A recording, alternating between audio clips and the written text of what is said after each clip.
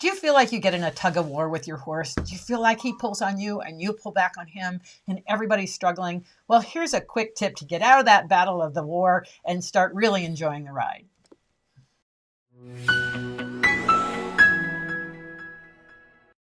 So often riders are pulling and they don't even realize it. And it's because our nervous system is kind of programmed to pull.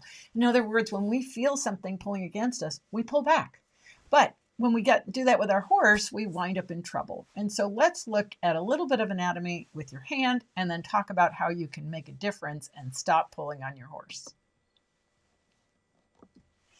So first, let's look at the anatomy.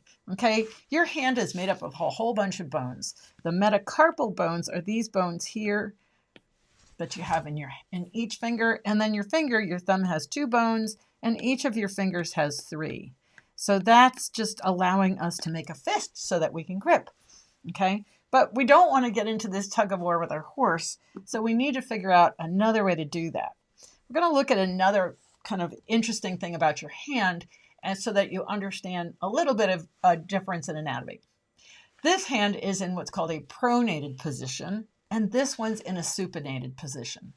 Now, what does it mean, pronation, supination? It has to do with the orientation or direction of the hand. So if I turn my palm down and face away from me, that's pronation. If I turn it up toward my mouth, that's supination. And the easiest way to remember this is that if I want to make a cup out of my hand to eat soup, I need to supinate my hand. So that's basically how I remember the difference between pronation and supination. And so here we see the hand oriented in a supinated position. Okay. And when we're riding, the tendency is for us to get into kind of a pulling match. So there's a really quick solution, and that's to hold your reins like driving lines. So when we hold the reins, the typical thing is that it comes up from underneath, either underneath the ring finger or the index finger, and comes over our hand, and we plant our thumb down on top of it to keep it from slipping. But when we do that, we have this tremendous amount of grip and pull that we can do. In other words, you can feel if you just take your hand, where you just take your finger and put your hand around it, that the ability to pull with your arm is huge. And so you don't even realize if you're pulling back.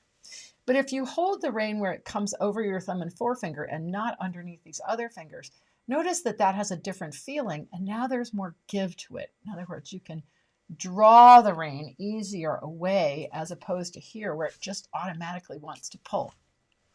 So when we're looking at this riding, if you hold your reins like driving lines, you'll feel that your arms want to give forward. You can see this rider, you can see that the direction of her arm is toward the horse's mouth because it's really hard to pull back when you're holding the reins like this. Now, it's not always easy to get started, so sometimes it's better to hold one like regular and one like driving line. And let me show you what that looks like. So here we have the actual close-up of holding the reins like driving lines. You can see that it's coming underneath the index finger with the thumb on top, right? Here's the index finger, and here's the bite of the rein coming out. So again, you can see that it's coming this way into the rider's hand and exiting. So it's not coming around underneath the bottom of the hand. And that's actually going to be the secret to holding those reins like driving lines and then not being able to pull back. So it's just a simple thing. It's really a quick little fix. And there's a lot of variations you can do with this. I'll show you one. So sometimes people find that they've done the driving lines and now they want to get back to riding like regular. You can hold one up and one down. In other words, you can hold this one where it's a driving line and it's coming through. And so it's not wrapped around underneath the hand. But you can see that this one is coming from the horse's mouth to the hand and then going to the bite. This one is coming from the horse's mouth and exiting in that direct line so that you're not able to like have the same kind of pull. The thumb's on top of the reins in both instances, but it's not coming from underneath, and that's the critical piece.